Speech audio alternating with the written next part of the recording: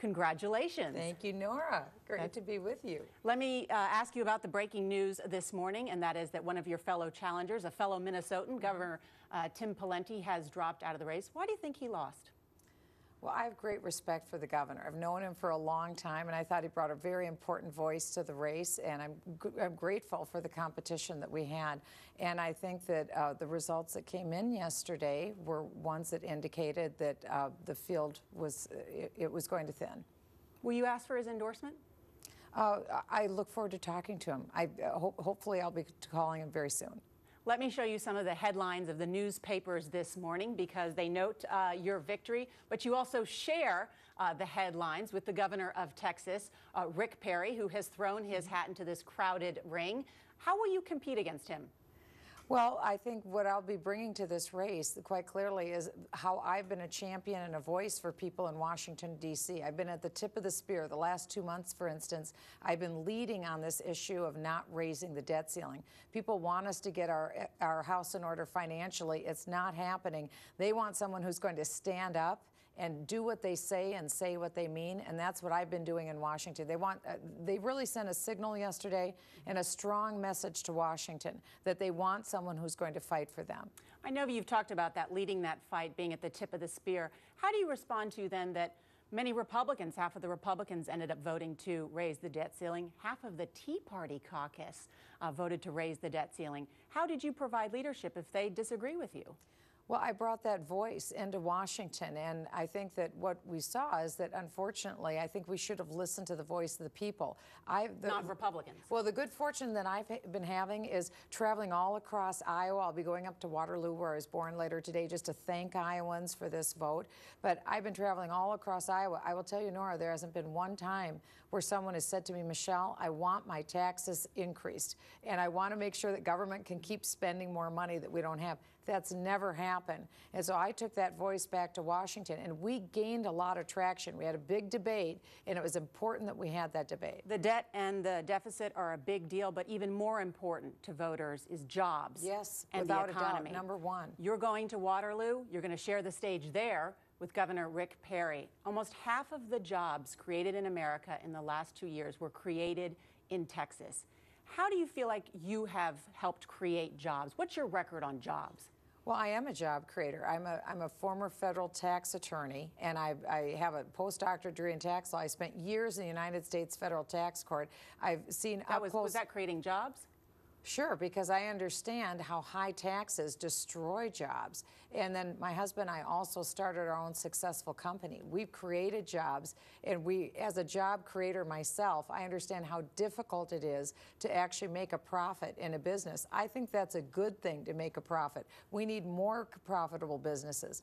And so what I've been doing in Washington very successfully, I think, is bringing that voice to why we need to get rid of Obamacare, the Dodd-Frank bill. I'm the chief author of both of those repeal bills. We need to repeal these because I will tell you, from Cement Tech to Competitive Edge, companies I've been to here in Iowa, they tell me that those bills are leading them to not be able to create jobs.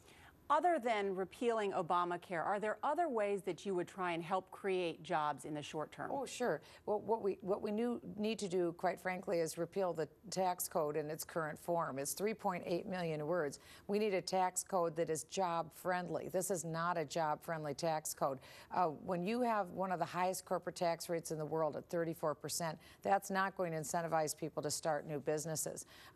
We need to make sure that we lower our tax rate, and there's a number of things in the tax code that I would change, and that would help job creation. You have spent 5 years in the United States Congress. What can you point to as a record of accomplishment there? Well, for the bulk of my time, Speaker Pelosi has been the Speaker of the House. She has not embraced my pro-growth agenda, but that hasn't deterred me. I've continued to give a voice and bring message to why the policies that President Obama has put into place have been so detrimental.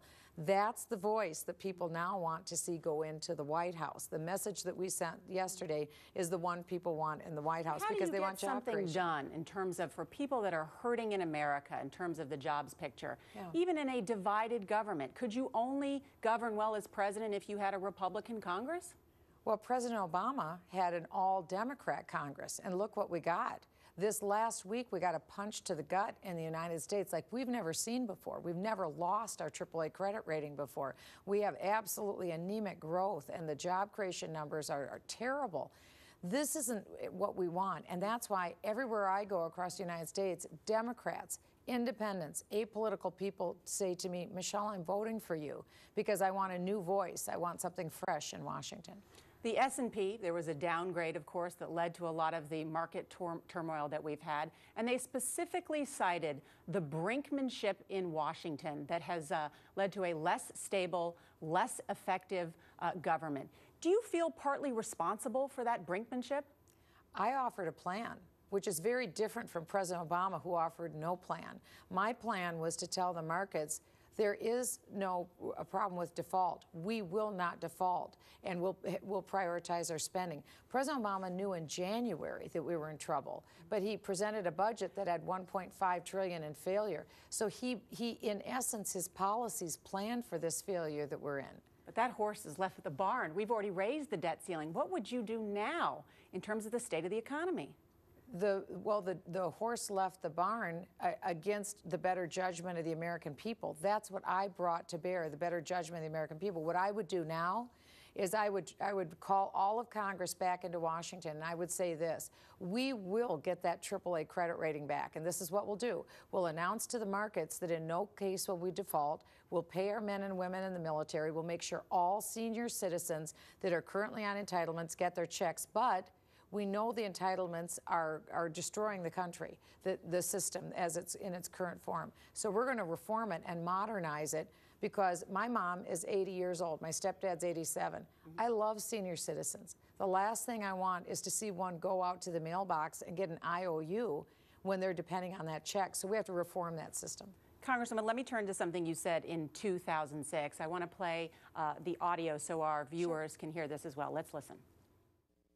My husband said, now you need to go and get a postdoctorate degree in tax law. Tax law? I hate taxes. Why should I go and do something like that? But the Lord said, be submissive. Wives, you are be submissive to your husbands.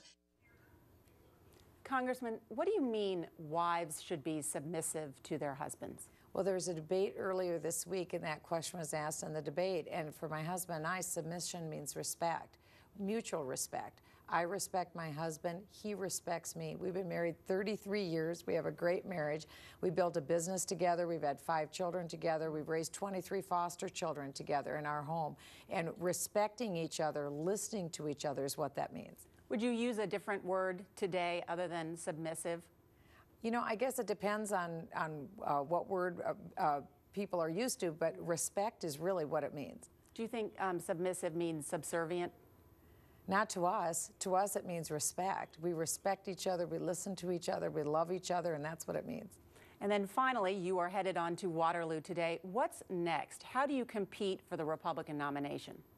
Well, as we are now, we're going person to person, state by state. I've been taking my message all across Iowa, and people resonate with that message. We'll be in South Carolina this week and then on to New Hampshire.